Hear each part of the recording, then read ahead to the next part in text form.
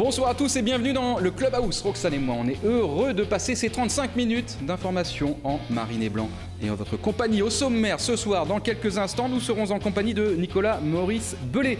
Il est absent depuis quand ? Depuis la 9e journée pour cause de blessure. Il est de retour à l'entraînement. Sera-t-il opérationnel ce week-end ? Vous le découvrirez dans quelques instants.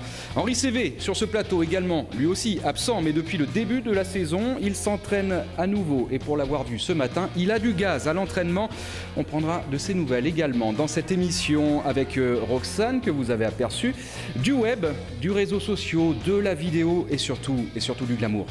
Et à la fin de cette émission aussi une surprise, un extrait de L1 confidentiel, notre émission donc à découvrir demain soir à partir de 19h05. Vous le savez, la fine fleur de l'investigation footballistique et journalistique bordelaise. Grâce à eux, vous découvrirez les véritables raisons de la blessure de Zlatan. Vous découvrirez aussi ce qui est en discussion sur le naming autour du nouveau stade et sur le retour de Franck Ribéry en équipe de France. Mais pour l'heure, le flash, vous saurez tout sur les dernières news des Girondins de Bordeaux grâce à Olivier Faure qu'on retrouve tout de suite.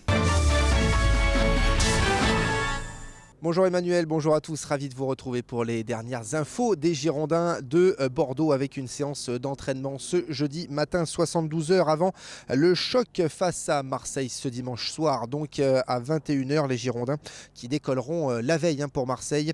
Ce sera donc ce samedi après-midi. On rappelle à Bordeaux, Jussier et Pennard sont toujours blessés, 4 absents du côté de l'OM, Romao et Nkoulou sont suspendus, Ayou lui est blessé, enfin Alessandrini et Morel sont très incertains pour cette rencontre. Et puis des nouvelles de la CAN avec le Mali qualifié pour la compétition après sa victoire 2-0 contre l'Algérie. Wabi Kazri et la Tunisie qualifiés également après leur victoire 2-1 hier soir contre l'Égypte et un superbe but encore signé Wabi Kazri.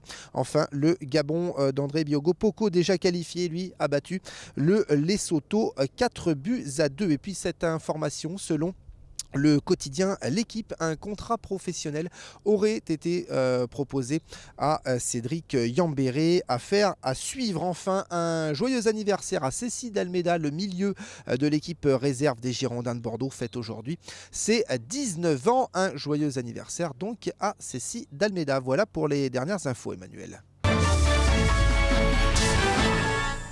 Merci Olivier. Dans l'intervalle, il nous a rejoint sur ce plateau et sous vos applaudissements, s'il vous plaît, Nicolas Maurice Bellet, bonsoir. Bonsoir.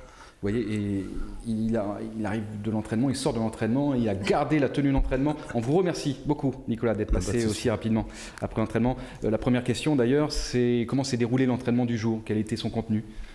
Non, c'était bien. On a commencé par faire de la conservation et aussi du jeu avec beaucoup d'intensité, parce qu'on sait très bien que contre Marseille, c'est ce style de football qui va avoir lieu, donc on essaie de se mettre dans les conditions. Vous vous souvenez de la dernière rencontre Marseille-Bordeaux la saison dernière ? Enfin, c'était cette année d'ailleurs, de mémoire.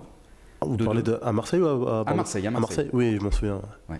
Bordeaux a mené 2-0 jusqu'à la 65e minute de mémoire. On a eu une minute où on a pris 2 buts, un truc comme ça. Minutes, ouais.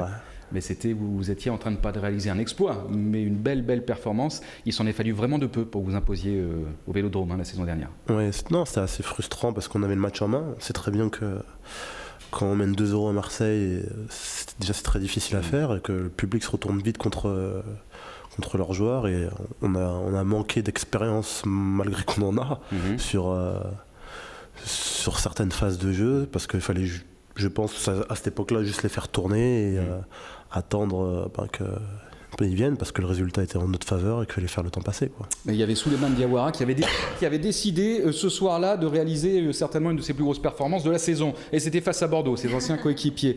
Petit coquin, oui, on va lui tirer l'oreille. Bon, c'est sinon un autre contexte, du moins une équipe différente, avec un entraîneur différent. Je fais une petite parenthèse, il y a aussi des suspendus, Romao, Nkoulou, des blessés, André Ayou notamment. Est-ce que vous regardez un peu comme ça les jours qui précèdent la rencontre, l'état de l'effectif de votre adversaire ? Personnellement, pas du tout, mais après, c'est toujours bon à savoir quand des éléments comme Nkoulou ou Romao ne jouent pas, parce qu'ils sont performants et ça enlève quand même le niveau de l'équipe.